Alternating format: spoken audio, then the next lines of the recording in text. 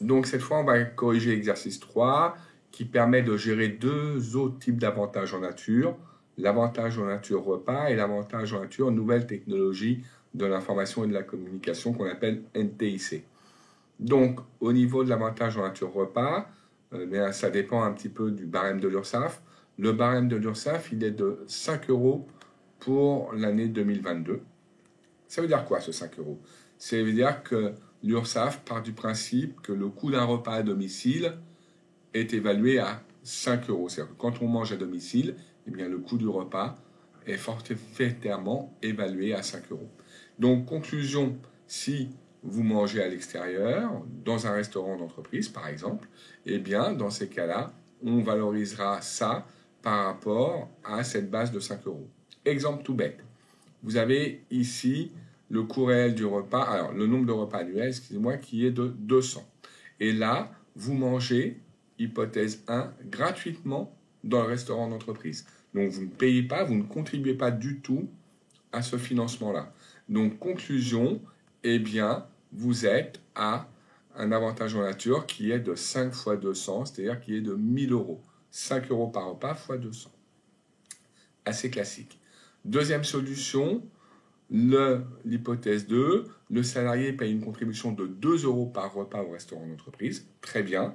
Dans ce cas-là, avantage en nature, ça sera la différence entre ce qui est prévu par l'URSSAF, le barème, 5 euros, moins 2 euros fois 200. Il y aura un avantage en nature annuel qui sera de 600 euros. Vous remarquerez que le coût réel du repas ne nous intéresse pas. On ne l'utilise pas pour calculer l'avantage en nature. Troisième possibilité, un peu plus technique, le salarié paye une contribution de 3 euros par repas. Et là, c'est différent, puisque comme la contribution du salarié est supérieure à 50% de l'avantage en nature, puisque 3 euros, c'est supérieur à 50% de 5 euros, à 2,50 euros, on considère qu'il n'y a pas d'avantage en nature. Vous voyez, c'est un peu comme les tickets restaurants. Quand votre employeur prend en charge 50% du ticket restaurant, il n'y a pas d'avantage en nature. S'il prend plus que 50%, à partir de 60%, il y a avantage en nature. Eh bien, au niveau des restaurants d'entreprise, si le salarié contribue à plus de 50% du montant de l'avantage en nature, donc il paye plus que 2,50 euros cette année, eh bien, on considérera qu'il n'y aura pas d'avantage en nature. Voilà. Ce qui concerne maintenant les nouvelles technologies de l'information et de la communication, c'est beaucoup plus simple, puisqu'il y a une évaluation forfaitaire qui est de 10% du coût réel TTC du bien ou de l'abonnement téléphonique qui est mis à votre disposition. Encore une fois, j'ai proposé différentes hypothèses. Il y en a 3, on va les regarder ensemble. On vous met à disposition un ordinateur Mac d'un prix de 1 300 euros. Eh bien, vous avez un avantage en nature qui est considéré annuellement de 130 euros, puisque 10% de la valeur du portable, de l'ordinateur portable qui vous a été mis à disposition. On met à disposition un téléphone avec un abonnement annuel, le tout pour 59 euros TTC, attention, par mois. Et bien dans ces cas-là, l'avantage en nature, ça sera 59 fois 12 pour raisonner à l'année, fois 10%, ce qui fera 70,80 euros.